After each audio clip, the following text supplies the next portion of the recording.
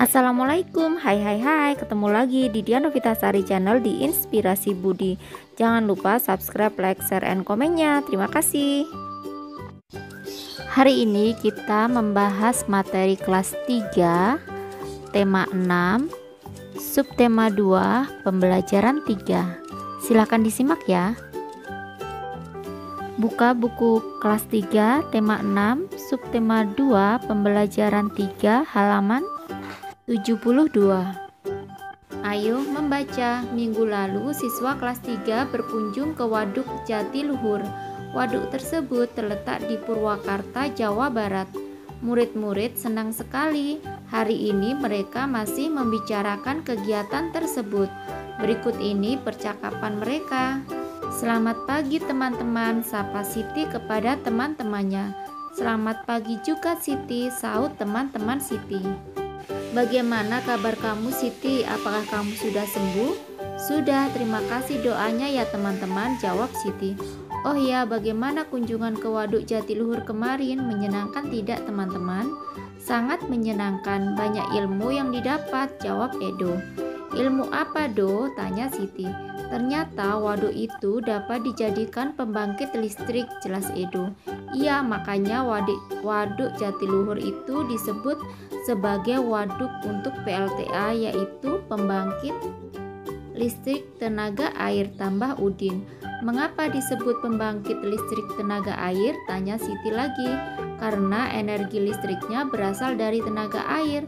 Bagaimana caranya energi air menjadi energi listrik? Siti semakin ingin tahu. Energi gerak air akan memutar alat yang disebut turbin, lalu turbin menggerakkan generator listrik. Bergeraknya generator listrik inilah yang akan menghasilkan tenaga listrik, jelas Udin. Listrik yang dihasilkan kemudian disalurkan ke gadu-gadu listrik, Lani menambahkan. Nah, dari gadu-gadu itulah listrik disalurkan ke rumah-rumah atau kantor-kantor, Edo melengkapi.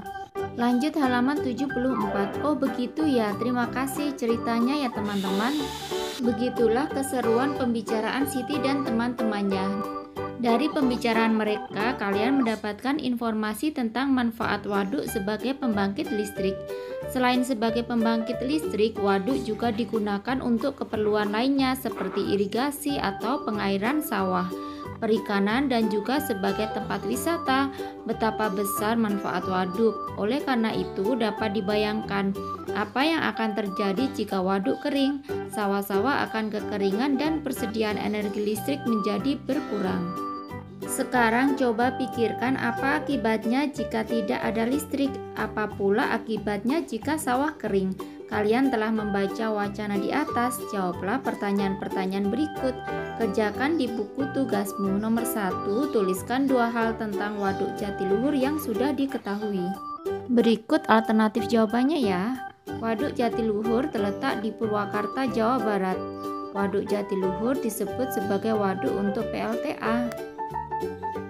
Lanjut halaman 75. Nomor 2, bagaimana tenaga listrik dihasilkan oleh air dalam waduk? Ceritakan secara singkat. Energi gerak air akan memutar alat yang disebut turbin. Lalu turbin menggerakkan generator listrik. Bergeraknya generator listrik inilah yang akan menghasilkan tenaga listrik. Yang nomor 3, bagaimana listrik dari PLTA dapat sampai ke rumah-rumah? Listrik yang dihasilkan kemudian disalurkan ke gadu-gadu listrik. Dari gadu listrik kemudian listrik disalurkan ke rumah-rumah atau kantor-kantor. Nomor 4, apa yang akan terjadi jika air di waduk kering? Jika waduk kering, sawah-sawah akan kekeringan dan persediaan energi listrik menjadi berkurang. Yang kelima, tuliskan 3 masalah yang muncul bila tidak ada listrik. Tidak ada penerangan, tidak dapat menggunakan elektronik, dan komunikasi terganggu. Lanjut halaman 76. Ayo menari. Lani telah selesai bercakap-cakap dengan teman-teman. Kemudian Lani mengajak teman-temannya untuk berlatih menari. Kali ini mereka akan berlatih gerak kuat kaki pada tari. Jenis gerakannya hampir sama dengan gerakan sebelumnya. Iringan musiknya lebih cepat sehingga gerakan kaki harus lebih kuat. Lani meletakkan tangan di pinggang, kemudian kakinya diayunkan mengikuti irama musik yang cepat. Musiknya berirama cepat, kakinya harus diayunkan lebih kuat. Ingat gerakan yang sudah dipelajari sebelumnya. Gerakan pertama, kedua, ketiga, dan keempat seperti ini ya. Gerakan keduanya juga meliputi gerakan 1, 2, 3, dan 4. Bisa kalian praktekkan ya di rumah ya. Gerakan yang ketiga juga meliputi gerakan 1, 2, 3, dan 4. Lanjut halaman 78. Semakin kuat gerakan pada tarian, semakin besar energi yang dibutuhkan. Bahkan seorang penari dapat bercucuran keringat ketika menari karena menari menguras energi. Ayo berlatih. Selesai latihan menari, Lani dan teman-teman berlatih berhitung. Mereka akan menghitung kegiatan yang dilakukan di sekolah. Sebagai panduan digunakan jadwal pelajaran di sekolah. Guru meminta siswa bekerja secara berkelompok. Masing-masing kelompok menghitung lamanya kegiatan selama 1 hari. Sebelum siswa bekerja, guru menjelaskan cara menentukan lamanya suatu kegiatan. Misalnya nomor 1, pukul 5 Lani bangun tidur, kemudian mandi, berpakaian, dan menyiapkan perlengkapan sekolah. Kegiatan ini dilakukan sampai pukul 5 lebih 30 menit. Lama kegiatan tersebut adalah 05.30 dikurangi 05.00, 0 dikurangi 00, 3 dikurangi 03, 5 dikurangi 5, 0 dikurangi 00. Jadi lama waktu yang diperlukan adalah 30 menit. Lanjut halaman 79. Nomor 2, ayah pergi bekerja pukul 7.30 menit. Ayah pulang dari kantor dan sampai di rumah pukul 18. Lama ayah bekerja dan waktu yang diperlukan dalam perjalanan adalah 18 dikurangi 07.30. Diambil 1 jam dan diubah menjadi satuan menit. 1 jam sama dengan 60 menit. Jadi 17.60 dikurangi 07.30. 0 kurangi 0, 0, 6 kurangi 3, 3, 7 dikurangi 7, 0, 1 dikurangi 0, 1. Jadi ayah bekerja selama 10 jam 30 menit. Adakah cara lain yang kamu ketahui untuk menghitung lama waktu ayah bekerja? Berikut ini adalah jadwal kegiatan harian Lani. Berdasarkan tabel berikut, tentukan lamanya masing-masing kegiatan. Waktu pukul 5 sampai 5.30 menit. Kegiatan mandi pagi, berpakaian, dan menyiapkan peralatan sekolah. Lamanya yaitu 30 menit. Waktu 5 lebih 30 menit sampai pukul 6, kegiatannya sarapan, jadi lamanya adalah 30 menit. Waktu pukul 6 lebih 10 menit sampai 6 lebih 30 menit, kegiatannya adalah perjalanan ke sekolah, lamanya adalah 20 menit.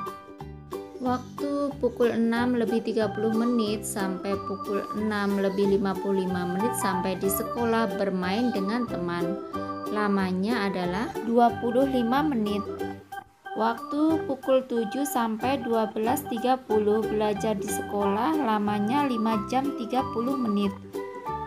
Waktu 12.30 sampai 13 perjalanan pulang, berarti lama waktunya adalah 30 menit.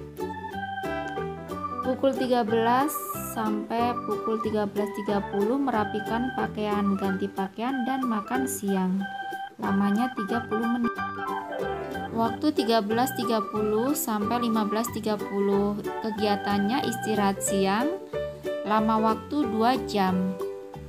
Pukul 15.30 sampai 15.45 mandi sore, lama waktu 15 menit.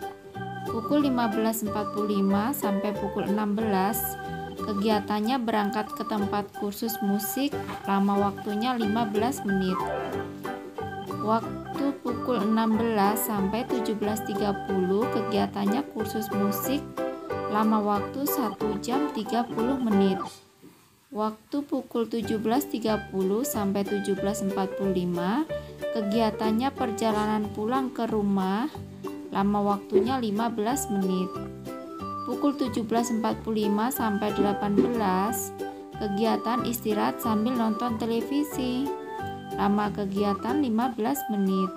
Waktu pukul 18 sampai 20.30 kegiatan mengulang pelajaran dan mengerjakan PR. Lama waktunya 2 jam 30 menit. Pukul 20.30 sampai pukul 5 kegiatannya tidur malam. Lamanya waktu 8 jam 30 menit. Bawahnya kegiatan bersama orang tua. Orang tua mengajak siswa menghitung waktu yang dibutuhkan untuk melakukan kegiatan di rumah. Kiranya cukup sekian dulu video pembelajaran kali ini. Sampai ketemu di video pembelajaran berikutnya. Semoga bermanfaat. Wassalamualaikum warahmatullahi wabarakatuh.